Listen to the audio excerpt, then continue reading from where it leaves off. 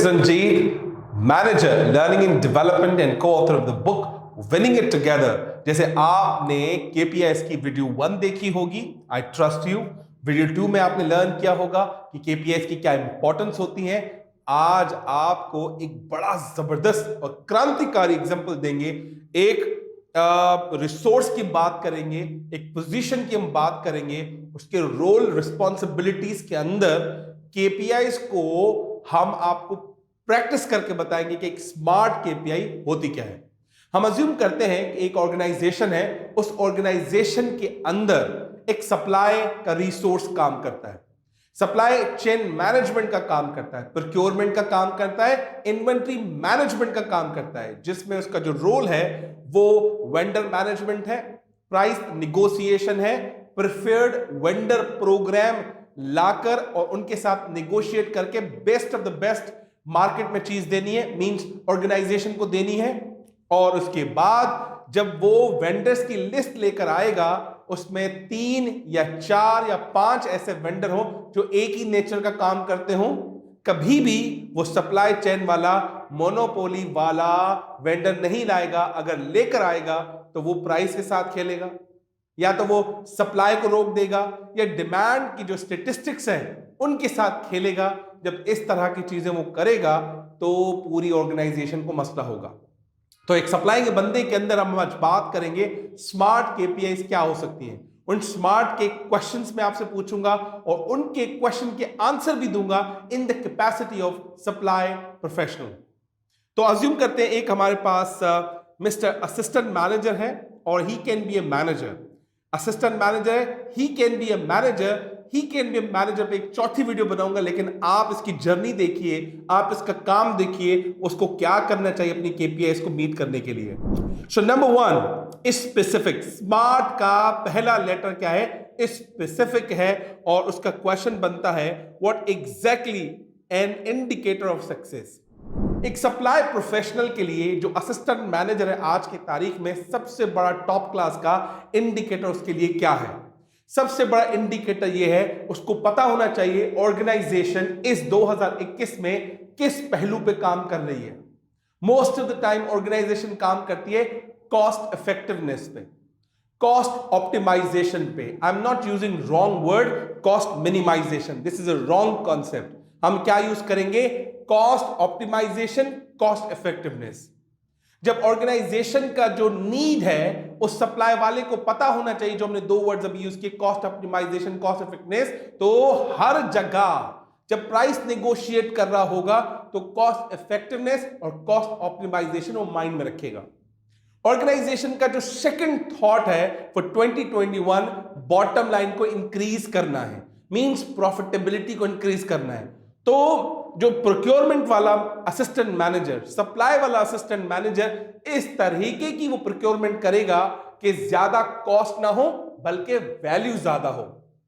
Standard cost के अंदर ज्यादा वैल्यू लेकर आए. उसके बाद वेंडर्स ऐसे लेकर आए जिनमें बहुत ज्यादा कंपटीशन हो. फॉर एग्जांपल, ऑर्गेनाइजेशन को चाहिए पैकेजिंग मटेरियल. अज्यूम करते हैं ऑर्गेनाइजेशन को चाहिए वो packaging material in the form of the cotton और अदर थिंग्स एज वेल. जब ये सब चीजें वो देखेगा तो अब वो 3-4 वेंडर्स पे काम नहीं करेगा. वो with in the city, inter city, intra city और उसके बाद मुल्क से बाहर भी ऑब्जर्व करेगा कि मैं कहां पर अपनी कॉस्ट को ऑप्टिमाइज कर सकता हूं. अब ये सारी जो वर्किंग वो कर रहा है सप्लाई वाला, क्या वो कंपनी की सक्सेस के साथ अलाइन है कि नहीं है? क्योंकि कंपनी ने अपनी सक्सेस का पहला पैरामीटर क्या बता दिया? Cost effectiveness. क्या बता दिया? Cost optimisation. क्या ये सप्लाई वाले को अगर पता लग गया और वो अपनी सारी वर्किंग, जैसे हमने पूरा सर्कल आपको बताया, उस तरह से वर्किंग करना शुरू कर देगा तो कंपनी अपनी कामयाबी फील करेगी. अगर कामयाबी फील कर रही है और कामयाबी एक्सपीरियंस भी कर रही है, this is called the first KPI which is specific, जिसका क्वेश्चन का आंसर है what exactly is an indicator of success? The cost effectiveness, the cost optimization, the indicator of success, which is very specific for the procurement assistant manager. Now I'm going to talk about the second letter, that is called what? Measurable. Measurable जब बात की जाती है तो किस सवाल का जवाब देना चाहिए? To align the KPIs. Can you physically track your KPIs?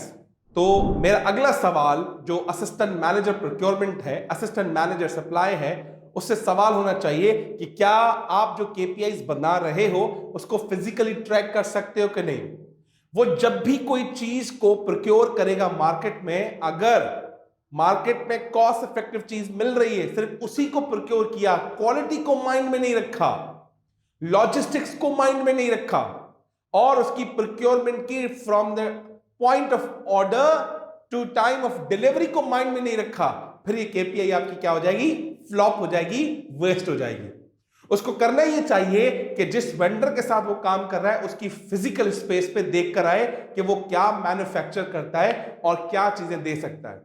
उसके फाइनेंशियल्स को स्टडी करना चाहिए कि उसकी वर्किंग कैपिटल कितनी है, उसके बाद लिक्विड कैश कितना है, उसकी फाइनेंशियल स्टेटमेंट कैसी है, उसकी कैश फ्लोस कैसे हैं, और कितने टाइम में डिलीवर कर सकता है। The difference between the commitment and the commitment completion उसका क्या हो सकता है।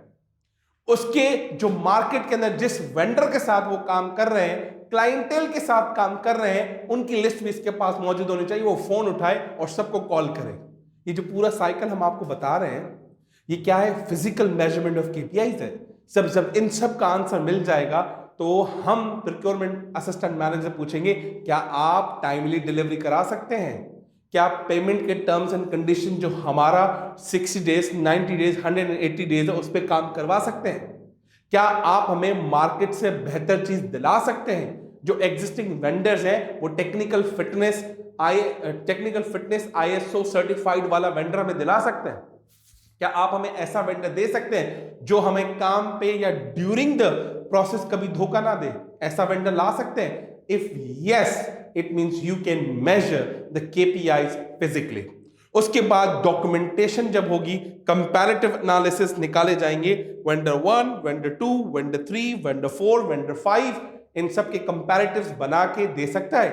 अगर वो सिर्फ कागजों पे है तो वो अच्छी केपीआई नहीं है। अगर वो फिजिकली देख के आया, मिल के फाइनेंशियल असेस भी उसने किया है और उसने मार्केट के जो क्लाइंटल लिस्ट है उससे भी कंफर्म किया है, now he will be in a better position to measure his own KPIs aligned with the success of the organization, which is cost effective and value effective as well. So third question of the KPI is A. A stands for achievable. Achievable का question क्या होता है? Are your KPIs realistic? क्या आपने जो ऊपर हमने smart में बात की, कॉस्ट इफेक्टिवनेस की, कॉस्ट ऑप्टिमाइजेशन की, नीचे हमने बात की कि वो पूरे वेंडर की एनालिसिस करता है from A to Z point तक, क्या ये टारगेट्स अचीवेबल भी है कि नहीं है? क्या ये जितनी हम बातें इस वीडियो में कर रहे हैं वो रियलिस्टिक है कि नहीं है? इफ दीज आर रियलिस्टिक और ये चीजें हो सकती हैं और ये वर्किंग कर सकता है, तो ऐसे टारगेट को हम क्या बोलेंगे? ऐसे टारगेट और केपीआई को बोलेंगे achievable.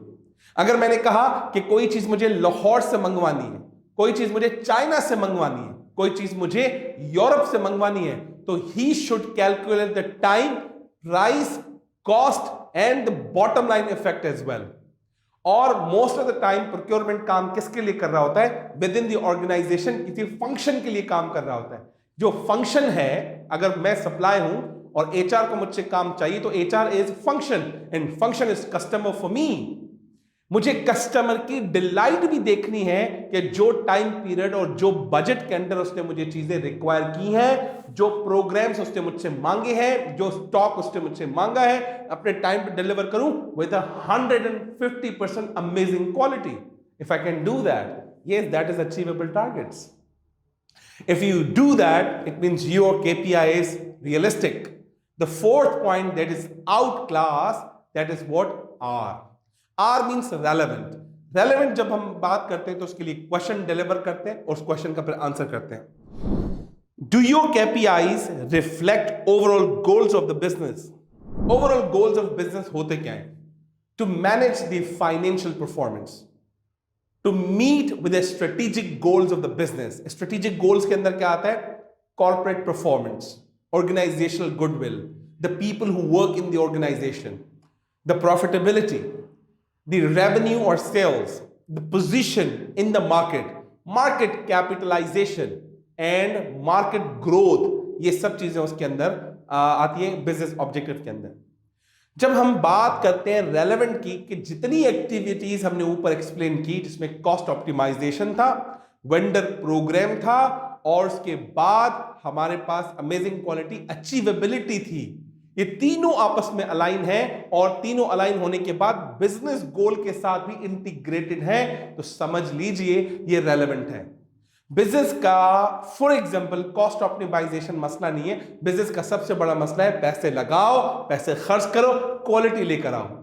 But you still work on cost, and you are trying to optimize the cost, and you forgo the quality. It means your objectives and your departmental goals are not aligned with the organizational goals.